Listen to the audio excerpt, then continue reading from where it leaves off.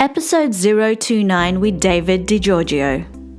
If one of your dreams is to be a TEDx speaker or a TED speaker or just a speaker, then you're going to love this next episode with Davide Di Giorgio. David is an international best-selling author, keynote speaker, TEDx speaker coach, and leadership coach.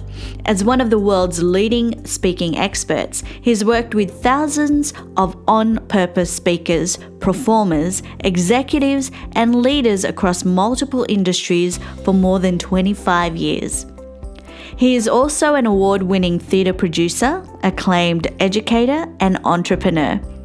He's been featured around the world in major media for his work as founder of the Unworld Leaders Network and creator of the Mastermind and Speaker Experience at Sea. Originally from Toronto, David now lives in his dream city, San Diego, with his dream husband Heath and their dog Galileo. In this episode, David shares with us 5 incredible tips to help you become the best speaker that you could possibly be.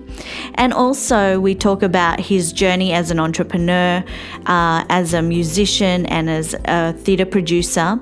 We also talk about his process on creating his new book, which is an Amazon bestseller called Being Unapologetic. And it's an incredible book, and I hope that you can check it out. The links are provided in the show notes.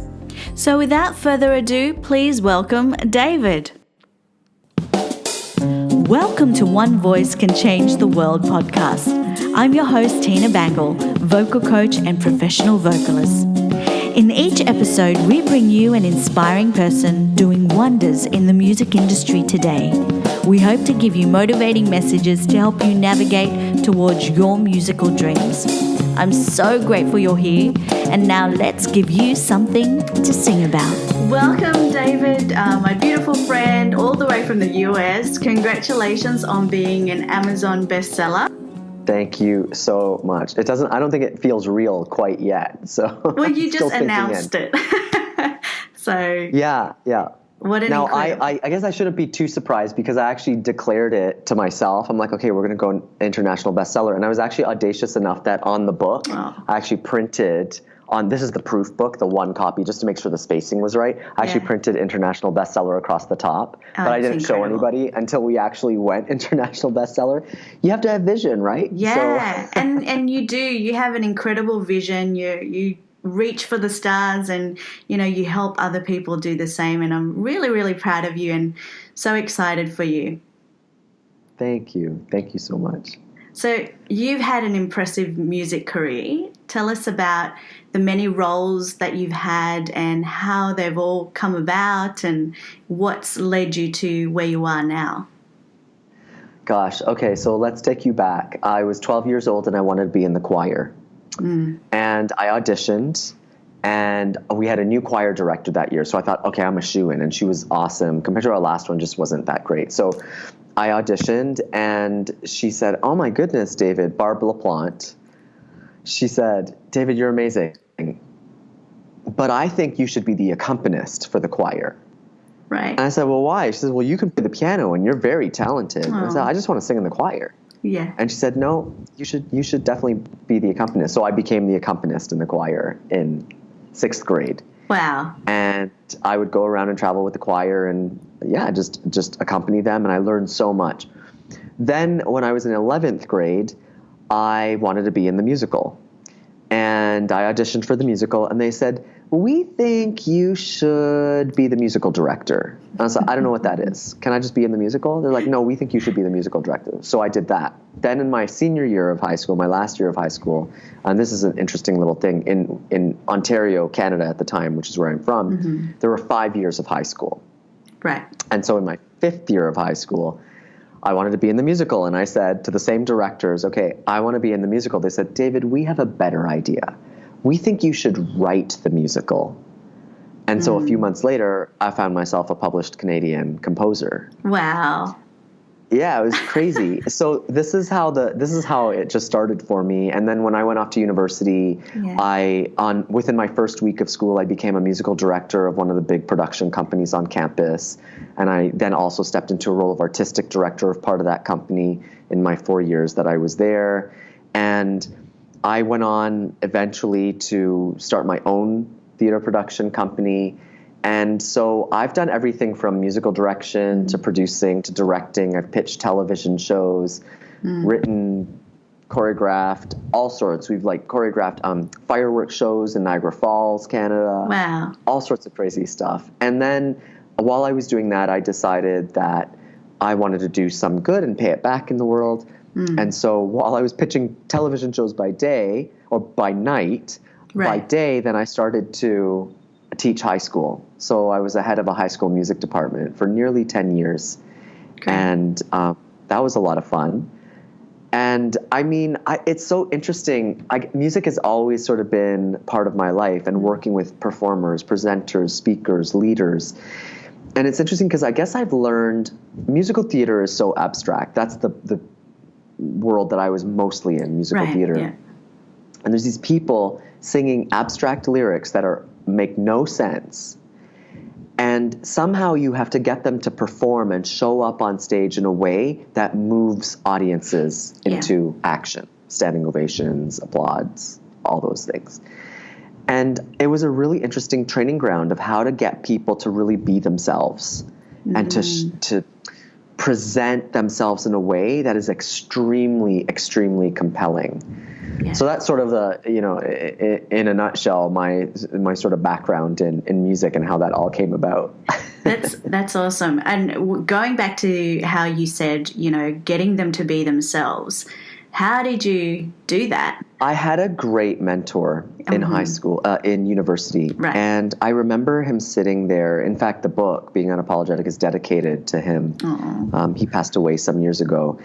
I remember him sitting in the chair in the theater, and people would be auditioning or rehearsing, whatever the case may be.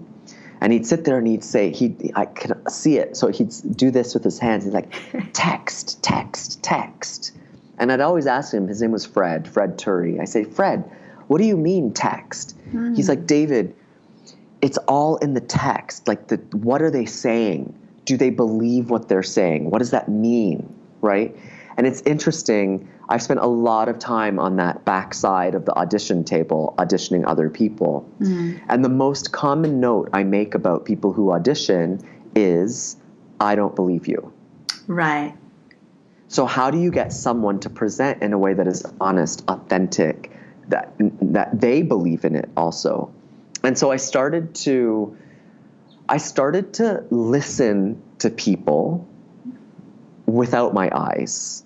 So I would literally turn my back on performers, and they would get very turned off because they're like, what are you doing? You got to see me perform. I'm like, no, I need to feel, I need to understand, I need to feel your way of being. Right. That's what's going to make the difference especially in singing. And you get this. I mean, in singing, the X factor is not what you do with your hands, your body. Exactly. There's a package deal that happens, and that X factor is the being. Yeah. But that's the hard thing to teach, isn't it? That's the hardest thing to teach, and also to find for yourself as well as a performer. When you're auditioning. Yeah, when you're auditioning for shows and when you're auditioning for TV, how do you not get anxiety or start thinking of them, or start thinking, oh, what are they thinking of me? Am I saying the right things? Well, and it's so funny because I really do believe the book that I've just written is all about. It's okay. When you're auditioning, you have to be unmessable. Because their opinion of you is irrelevant. The performance world is ridiculous. Entertainment is ridiculous. You might be too tall, too short, have the wrong color eyes, you don't fit the costume, whatever. There's so many factors that have nothing to do with who you are or your talent. Yes. 80% of the time, 90% of the time when I was running a theater company, we wouldn't go with the most talented person if they didn't have the best personality. So just to say, there's so many factors that go into it that have nothing to do with, you might be super talented and perfect for the role and you fit the costume. But if I get a bad vibe that I'm like, I don't know if I want to work with this person for the next 4 months, then you don't get the role. So what we really respected and what I really respect to this day is, can you show up in the room and be unapologetically you? And be so confident, not cocky, but so confident and open and humble at the same time of who you are, that it's like, this is me. Take it or leave it. And you're unattached to the outcome. You're not desperate for that outcome, right? Because you have your own vision. Your vision, maybe as a performer, is to share your gifts with the world. Well, if these people don't want you and their show or whatever, it's not the right fit, why do you want to be a part of that anyway? I mean, there's resistance then, right? So I think it's just a matter of having a vision so clear that people are inspired by it. And I know I've sat across from the table multiple times and I thought, wow, this person, it's almost like we have the conversation with the panels, like, I don't know if they're going to say yes to this job, this project, because it doesn't pay enough, or I don't know, they have so many opportunities, they're so talented, whatever the case may be, right? And so I think there's really something to be said for, do you show up in a room fully empowered, fully unapologetic and unmessable, detached from the outcome, and you're like, I got this, take it or leave it, doesn't matter. Your opinion, your choice isn't going to stop me from what I'm doing in my life. Yeah, that's great. That's really beautiful. Thank you. I really love how you create amazing experiences for yourself and for your business, but also for other people. And one of the things that one day I hope to attend will be the Speakers Experience at Sea. Tell us about that, what you've done there and how it all came about. Oh my gosh. Yeah, so Speaker Experience at Sea literally happened one morning in my condo at home. I was bouncing on my little mini rebounder trampoline because I get creative when I bounce. Yeah, right? Yeah, on my Yeah. And there I was bouncing, and I was thinking to myself, because so the original idea was I wanted to do retreats. I've traveled my entire life. I started traveling at 16, traveled my whole life. I've been in the travel industry also. I thought, okay, what can I do with travel? So originally the idea was retreats, maybe mansion retreats, something like that. My husband has been on like 20 cruises. And I started to envision what I wanted my life to look like in 1 year, 2 years, 5 years. And I thought, okay, well, I know I want my husband to be a part of this somehow. And I thought, wait a minute, what if we put it on a cruise, an experience on the cruise? Because then we also have a very captive audience. Yes. And we get to go visit multiple locations instead of one.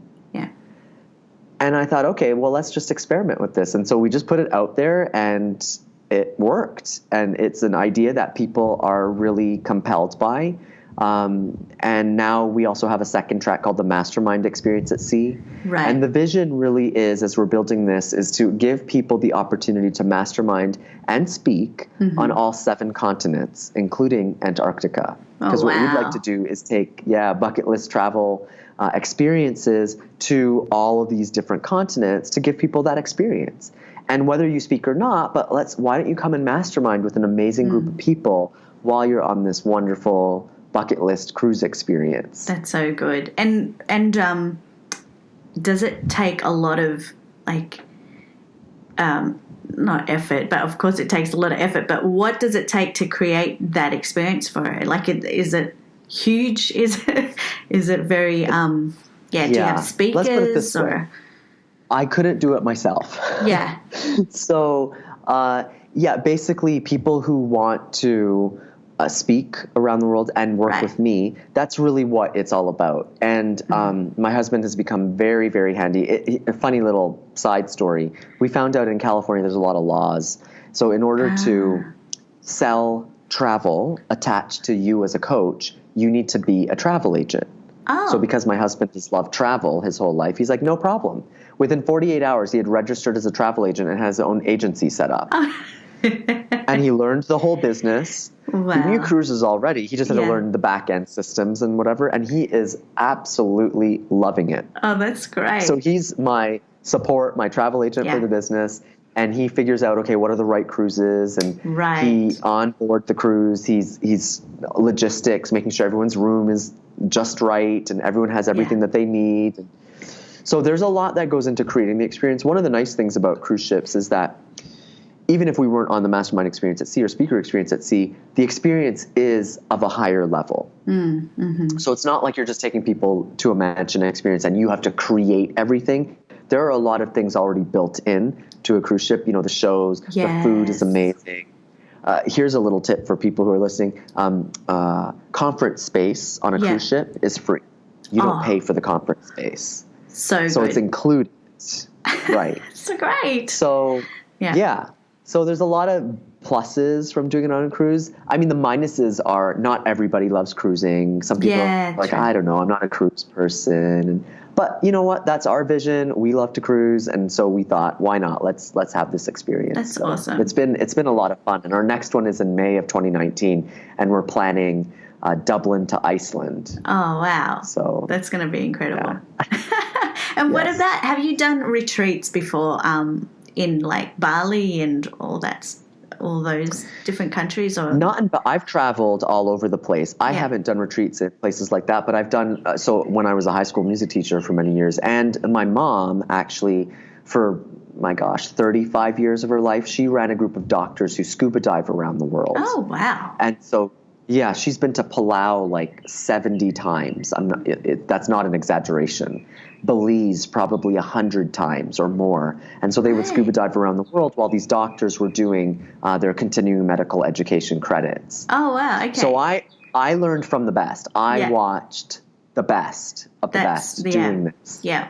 And so it's just been sort of part of what I've done. And then when I was a music teacher, I would take my students. My first year teaching, I took 16 students to Cuba on a cultural exchange. God. That's so cool. And then the second year and for the next several years, we went to Disney World every year.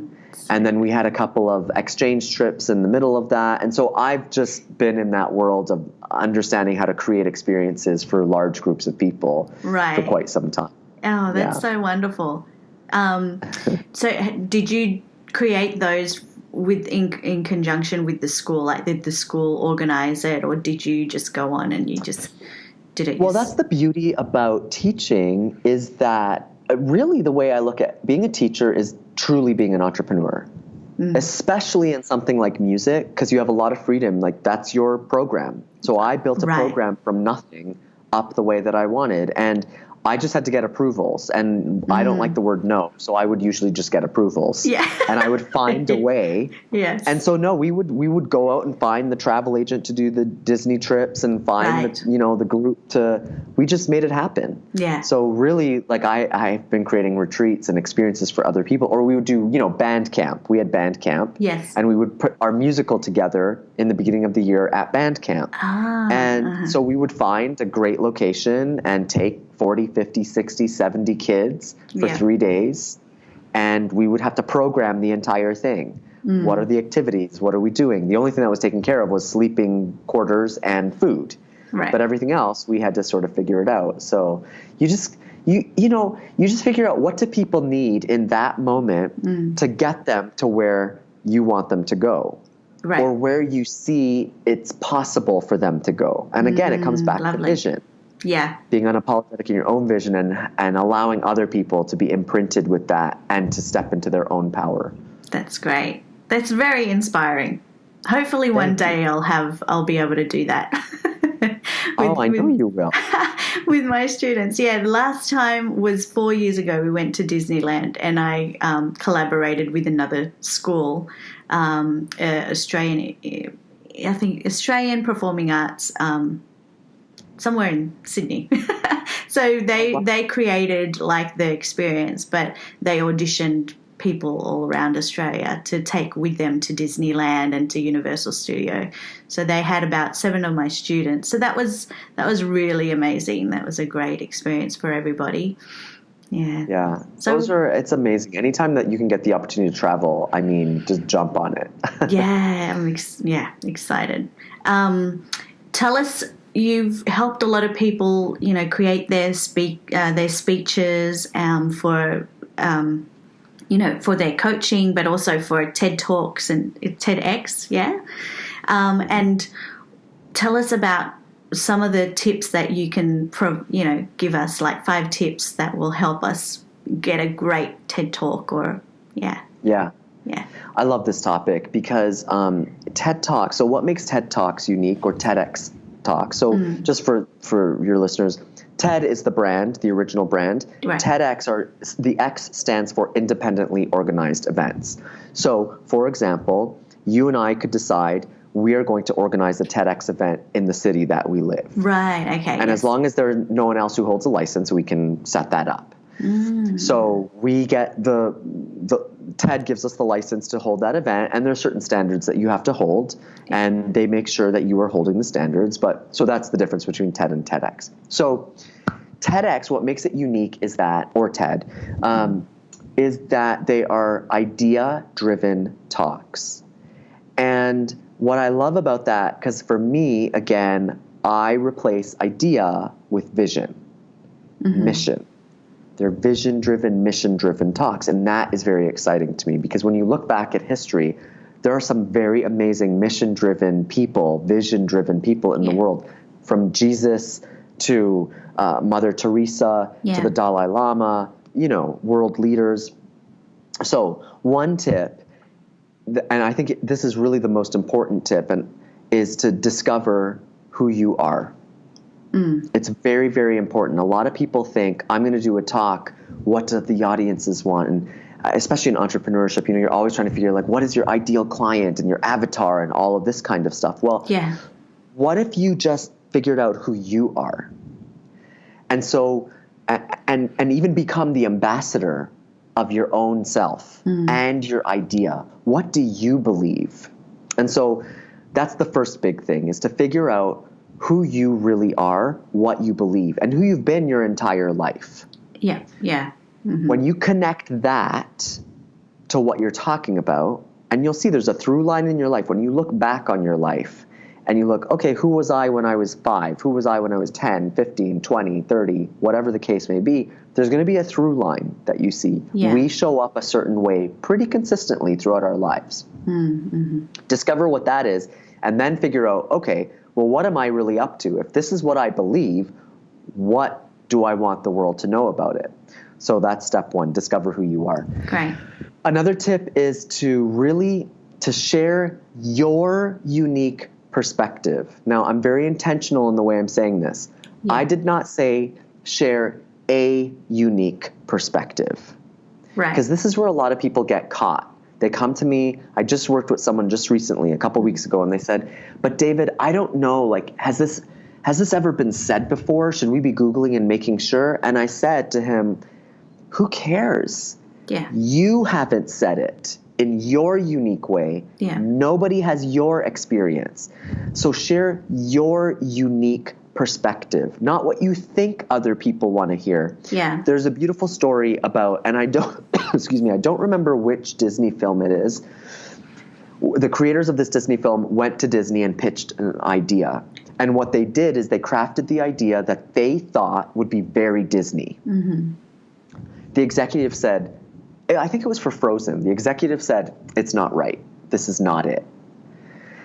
So they went back to the drawing board. It was either Frozen or Tangled. I have to double check this. But so they went back and they said, okay, we're just going to do our own thing. We're going to do our vision of what we think this story should be. And they went and they presented their vision, their unique perspective. And the executive sat and said, you nailed it. This is what we want. Wow. So you see, what do you believe? The world is waiting for that. So find out what is your unique perspective and share that. People interested in who you are and what you believe, especially if you're living out your own idea. Yeah. Okay. Third tip, have a beginning, middle, and an end. A lot of people ask me, what's the formula for a great TED Talk? It's a beginning, a middle, and an end. There's no other trick to this. There really isn't. there's coaches out there who are saying, okay, this is how you have to open it and questions and this and that, and here's the structures. And no, you need a beginning, a middle, and an end. And then within that, when you work with someone like me or another coach who is really skilled at crafting a beginning, middle, and end, we can figure out what is the ideal way for you to start. Is it with your story? Is it with questions? Is it with data? Yeah. There's no one answer to this, right? But keep it simple. So here's a couple of examples for your listeners of what a good beginning, middle, and end would be. Now, here's the trick. The end is always, for me, the same. And that is, so your act 3, so I'm a theater guy, so let's call it in 3 acts. Act 1, act 2, act 3. Act 3 is always going to be, what do you want them to do about it? Now, who is them? Yes, your audience, but also the people that they are connected to. So let's just think about this logically. A TEDx talk or a TED talk, you have an audience. It could be 50, it could be 100, it could be 3,000, depending on the license. Yeah. That is one small, tiny percentage of the people who are actually going to be your audience once that video gets uploaded to YouTube. Yeah. Right? Yeah. And if you're so lucky to make it go viral, well, you could have millions as your audience. So what do you want them, that audience, to do about it? So that will always be your act 3. You have to be clear, what do you want them to do about it? Here's some examples of other act 1s and 2s. Act 1, you set up the problem, maybe through a story. Yeah. Act 2, you set up your discovery. Right. And then act 3 obviously becomes the solution. So there's one sample. Another one would be your act 1 is the current reality. Right. Act 2 is a new reality. You present a new reality for people to experience. And then, of course, what do you want them to do about it now that you've presented them with this new reality? Here's another one that I like. Act 1, you present the lie. And Act 2, you present the truth that you've discovered. Yeah. And now, and then it's the so what, right? Yeah. Another one is like you start with the story in your Act 1, and then in your Act 2, you dive more into the data to back it up, the research, the science of things. So as I said, there's lots of different ways to do this. So basically, if you look at a beginning, a middle, and an end, and then you can get a little fancy. So for example, I'm working with a speaker right now, and she has her 3 acts, and then she has an overture at the beginning, which sets the scene for everything. Right, yeah. And then she has a finale at the end. Yeah. So technically there's 3 acts, but then these are the 2 pieces. So technically 5 acts in total. So again, keep it simple. Structure, keep it simple, and just be organic with it. Yeah. So that's the 3rd point. That's great. 4th point, this one's an interesting one. It's something that I really learned. I was working with a high school choir for some time, and we were working on a piece by Eric Whitacre, Grammy-winning composer, American composer, brilliant man. And we were working on his piece, Lux Arumque, which means light of gold. And what I was experiencing is the kids weren't quite nailing it. They weren't understanding. They were saying the words, it's in Latin, it's beautiful, the chords were all there, but there was something missing. And what it's called, for me, is dynamic architecture. So what I did is I went home and I said, okay, they're not understanding the rise and the fall, the drama in this piece, right? And there's many rises and falls. They weren't understanding where the climax of the piece was. It wasn't shimmering. Right. So I went home and I drew the piece out as contours. I literally drew out a bunch of contours for every phrase of the song. And then I put it on the whiteboard. Yeah. And I said, okay, I want you to look at this as we sing it. And they started singing, and the piece, I'm getting chills right now, the piece came to life. Wow. And I thought, oh my goodness, I'm onto something. So I call this dynamic architecture. And as a speaker, you have to understand, the only thing that is wrong, the only thing you want to avoid with dynamic architecture is a flat line. If your talk is a flat line at any point, that's not good. Yeah. So humor can give us a bump. Telling a story might take us down, right? So you can just contour it. Now, here's the really cool part that I love. You'll probably appreciate this, being a musician, fellow musician too. I later found out, I met Eric Whitacre shortly after this experience. Wow. And I found out that the way he wrote that piece, and in fact, all of his pieces, he doesn't write the music first. His interpretation of this thing is called emotional architecture. And the way he composes is first he draws a piece out. There's shapes, contours, different abstract forms. And so that's how he actually composes the piece. And it's funny because the way I experienced was that's what was missing in the performance. And so I basically led back to what he actually set out in the first place. That's amazing. So right? So cool. So cool. So I think that's really what makes me different than a lot of coaches out there. It's a very fine detail that, and I know you respect this too, in the performance world, there's that level, that X factor level, that's hard to teach. Yeah. And it's almost, you have to unteach people and just like, it's organic. There's a feel about it that you get. Yeah. So that's dynamic architecture is a secret weapon. That is point 4. That's awesome. And the final point is to just create a talk. So my mentor in writing the book, Being Unapologetic, he sold over 1 million copies of his books. Patrick Snow, an amazing human. He said, David, when you start writing, just write. Create a D- manuscript. Right. Okay. Mm-hmm. Just a D-. Then you send it to the editor. Let him make it a C+ or a B-. Then you make the revisions and you get it to a B+. Then send it back. And then he's going to get it to an A-.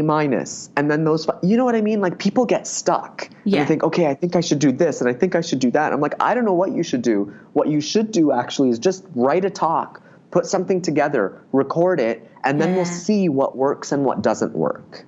Yeah. It's the only way to do it. It's the only way. Yeah. So another great friend of mine who is the chief architect of TEDx San Diego and many other TEDx events, he says he has a 10 coaching process, 10 session process with people. And he told me recently, he says, oh yeah, David, I don't let anybody come to my session 3 unless they've written out their entire talk or sketched out the whole thing.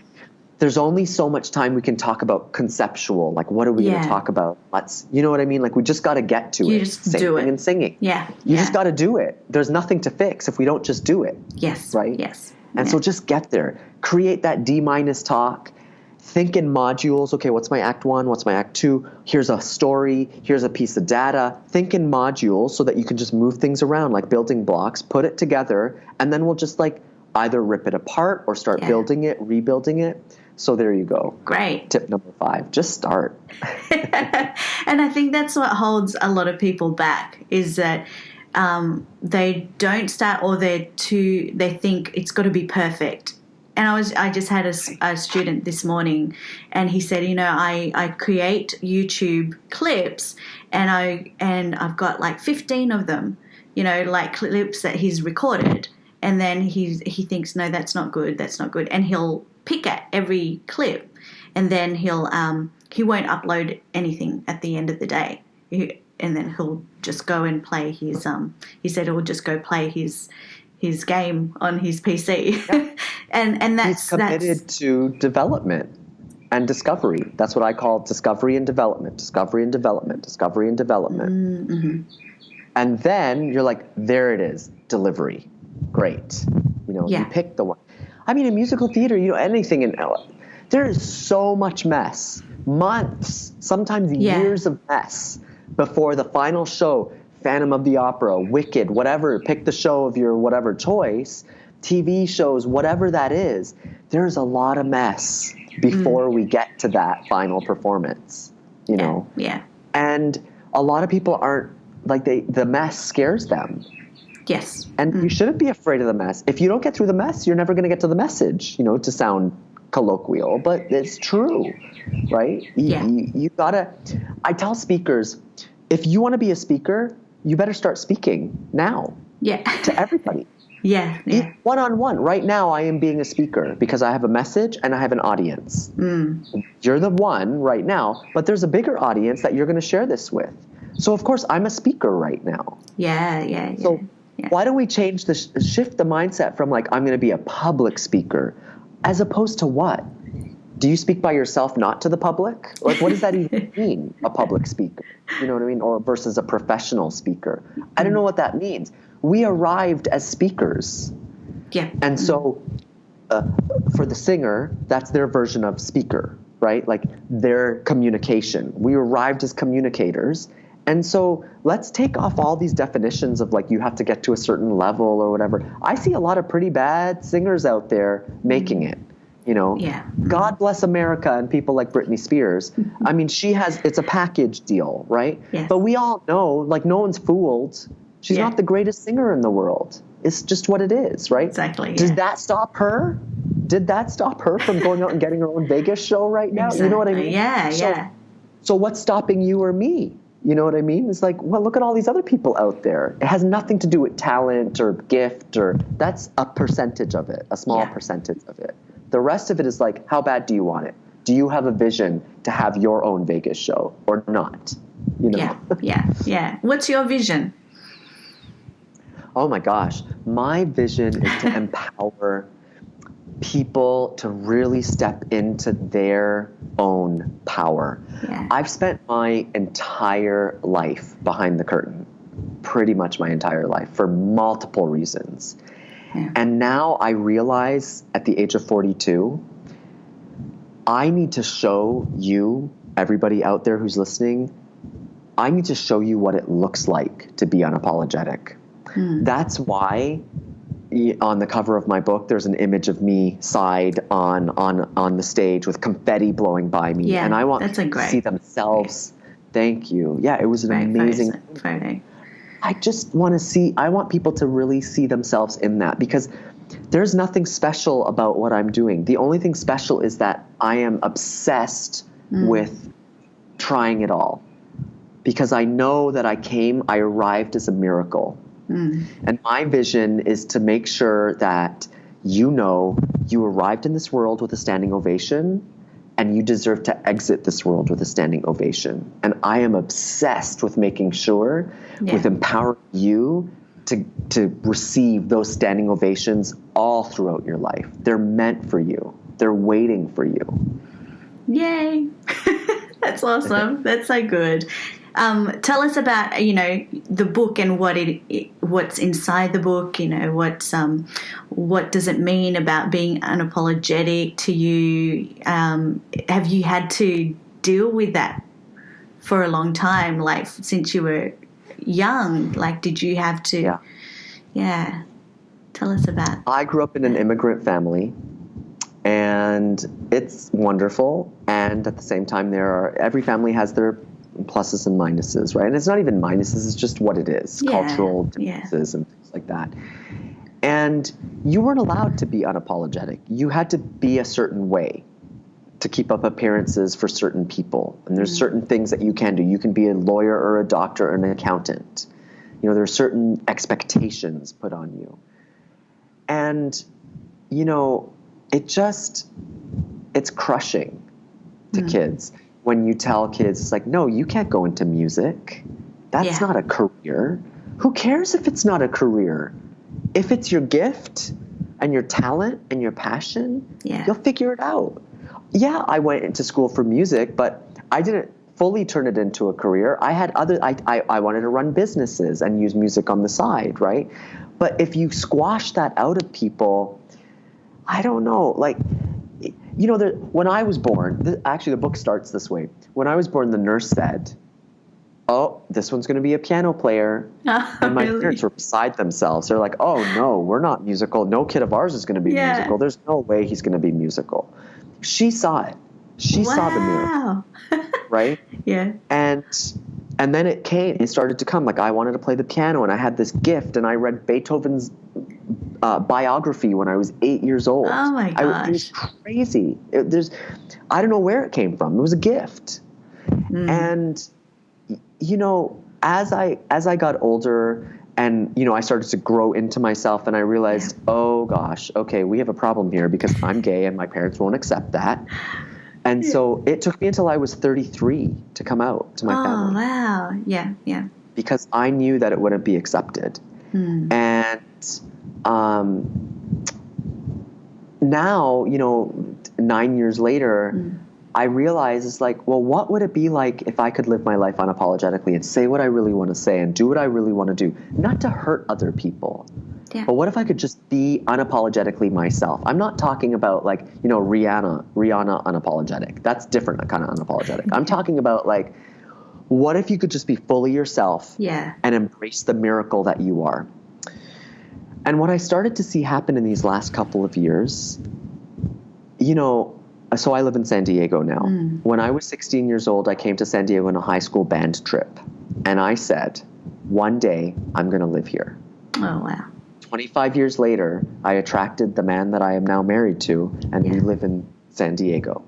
That's vision. Yeah. There's no mistaking that, right? And I know it is a result of being fully in alignment with who you are. And I've noticed when people say what they really want to say, when they perform the way they want to perform, when they show up in a room the way that they really want to show up in the room, people respond. Yeah. I mean, look at, and I'm Canadian, so I'm the most non-political person in the world. I think it is absolutely fascinating that Donald Trump is the president of the United States. And I believe 100% it's because he is unapologetic in what he believes. And as crazy as it might be, a wall, a mall, who knows what he was talking about, right? Like I always joke about that. I'm pretty sure he meant he wanted to build a mall. No, he believed he wanted to build a wall.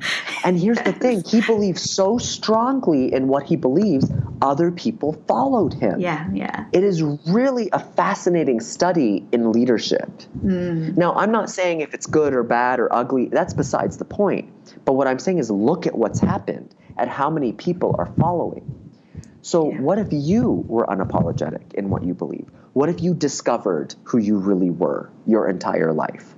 What if you developed that and then you delivered who you are everywhere? You just share what you say what you want to say for the better of the world. Yeah.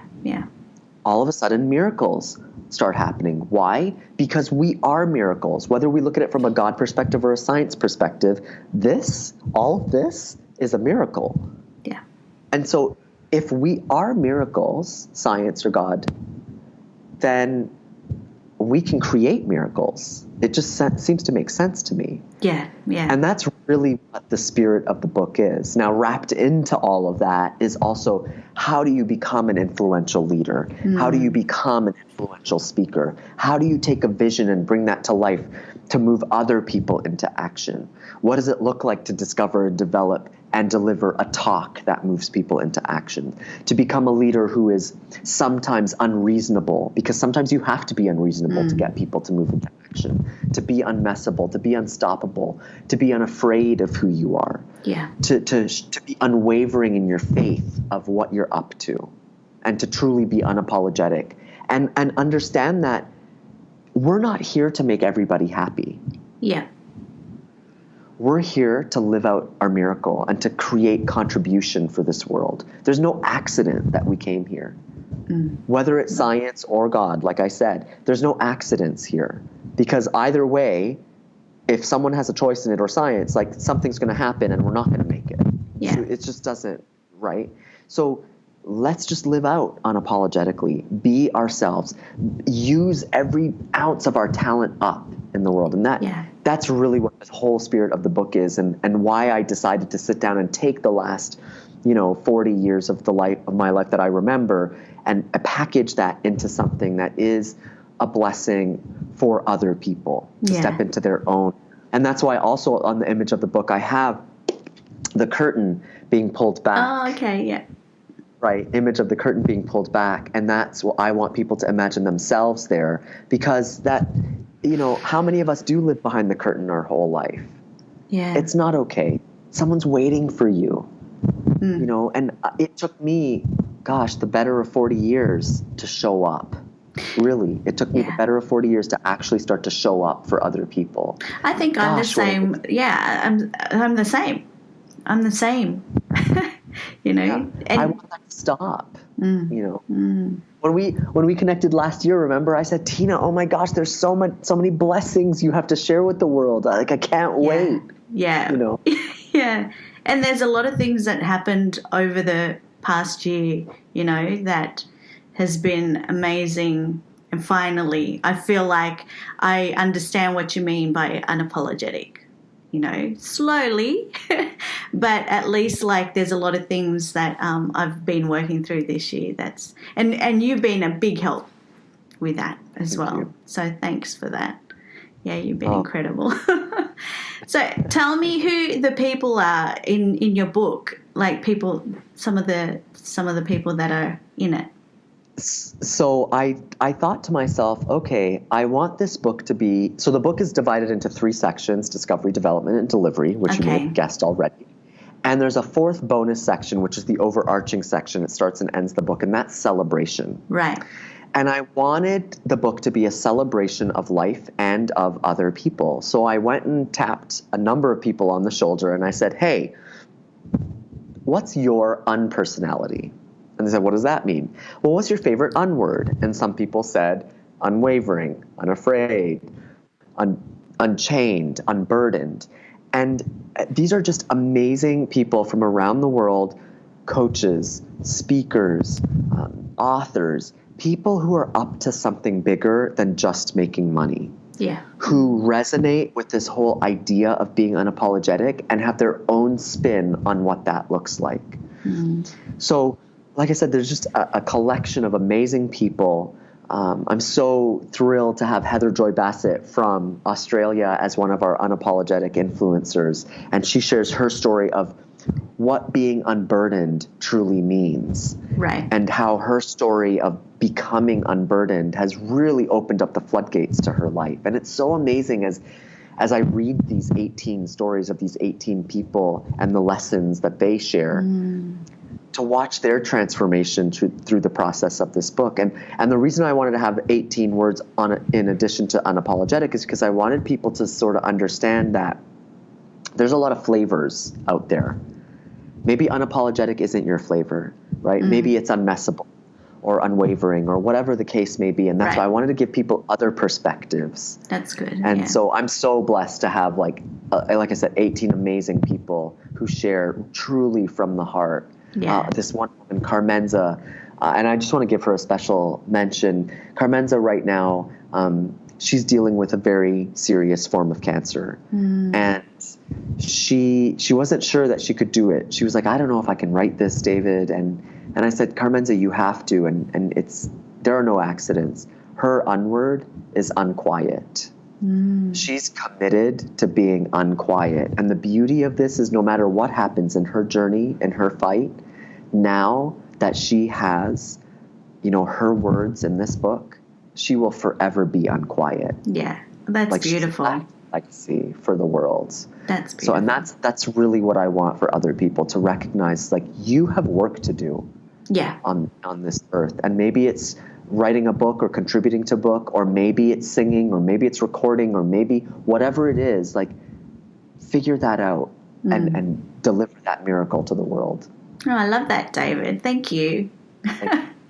So I've got a few final questions for you. These are questions that I ask every guest. What song changed your life?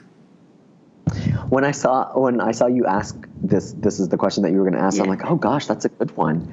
Because there's so many beautiful pieces that, but has something changed my life? And I have to go with, from the musical Annie, the song Tomorrow. Oh, the title, the very famous Tomorrow. Yeah. And the reason is because it's actually the first song that I sang in public by myself. Oh, beautiful. And how old was that? How old were you? Sorry. Probably about 13. Okay.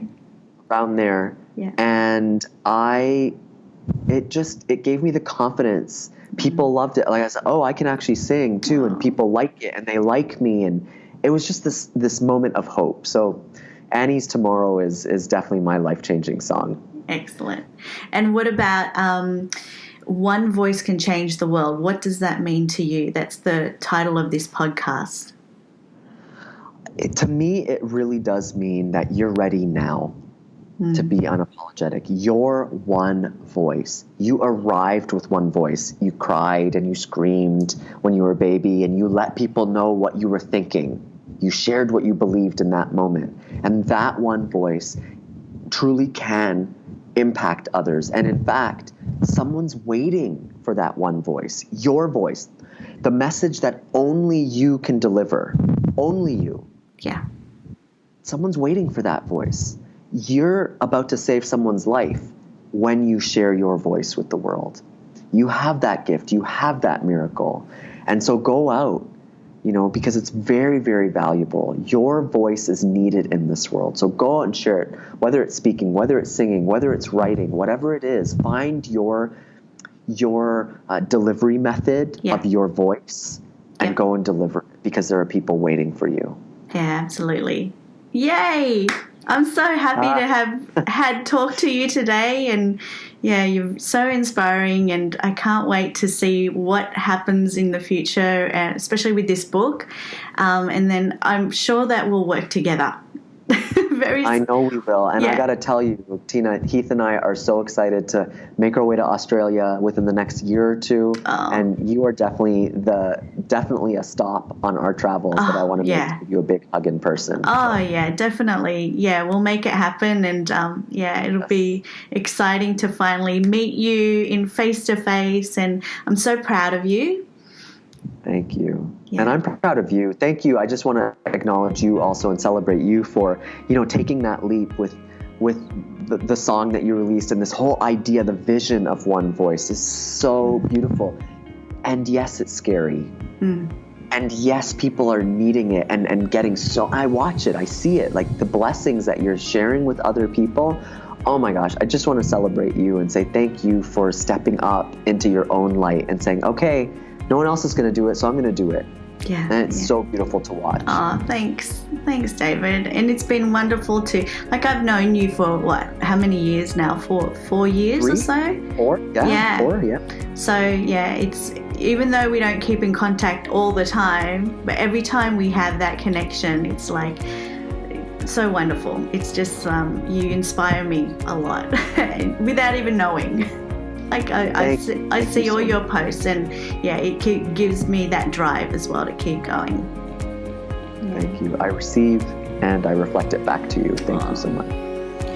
Well, there you have it. And I just wanted to say thank you for listening and taking the time out to listen all the way up to the end of this podcast.